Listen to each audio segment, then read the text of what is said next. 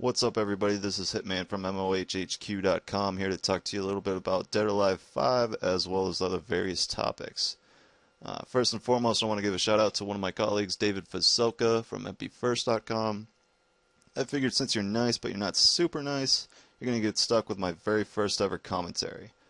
The topic up today is Dead or Alive franchise as a whole as well as sex appeal in video games. So the Dead or Alive franchise, first and foremost, as we all know, is a fighting game franchise. Not only is it one of the best fighting game franchises out there, it's also one of the sexiest, in my opinion. It's been on the PlayStation for years. It was also ported to the original Xbox with Dead or Alive 1 and Dead or Alive 2 Hardcore bundled in the Ultimate Edition. Some of the points I wanted to make in this commentary was, does sex appeal affect the sales of video games? I don't know if you guys know, but the pre-order incentive for Dead or Alive 5 was actually a bikini bundle. To go that far, to give players their customization and giving people the opportunity to pre-order a game for extra, costumes, in this case bikinis, I think it's a little sexist in my opinion. Some people have to take into account that there is a lot of female gamers out there now. There's a lot more than when I first started gaming about 10 years ago or so.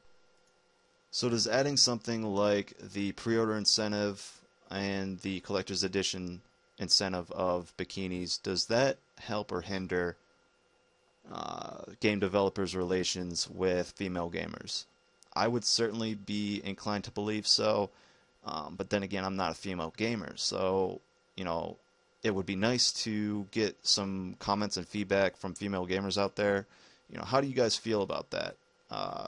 Does the sex appeal in video games, does that, make you not want to buy a game?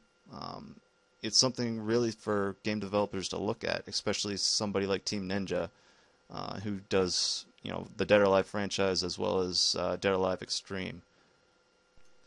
Another point that I wanted to bring up today was, does sex appeal bring anything to the playing field other than eye candy? Personally, I don't believe so, but maybe for other male gamers out there, the reason that they bought the game or pre-ordered the game was because of the bikini bundle that came with it, or, for instance, maybe they got the collector's edition for those extra bikinis. But in my personal opinion, seeing Kasumi here fight Base in a bikini versus him in his Harley outfit, that really doesn't do much for me. That's just my personal opinion, though. If any other male gamers out there have differing opinions, why don't you, drop me a comment or drop me an inbox on that, and let's get some discussion going. But other than that, let's step away from sex appeal in video games and talk about Dead or Alive 5 as a whole for, the last remaining 2 minutes of the video. So I do have to say that Dead or Alive 5 is the best Dead or Alive to date. They improved it so much. I don't know if you can notice, but they did add not only grime, mud, and sweat, but they also improved the visuals a shit ton. One of the funniest things that I noticed right away was actually that the characters that are from Asian countries, they actually look Asian now instead of white. That was one of my biggest pet peeves with the PS2 version.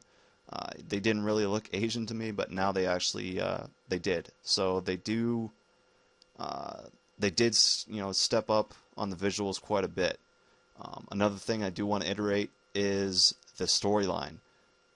The storyline is actually much different than the other games. The storyline actually interloops all of the fighters into one storyline versus multiple mini storylines, which I think is the better route. Instead of having to fight with each character and experience their own little storyline, you get to experience one big storyline, which I gotta say was actually one of the better ones in the franchise. But closing out here, I want to iterate what my next topic is going to be. The next topic I'm going to talk about is musical scores in video games. Does it help or hinder the experience, and does the score in a video game make or not make you want to play it?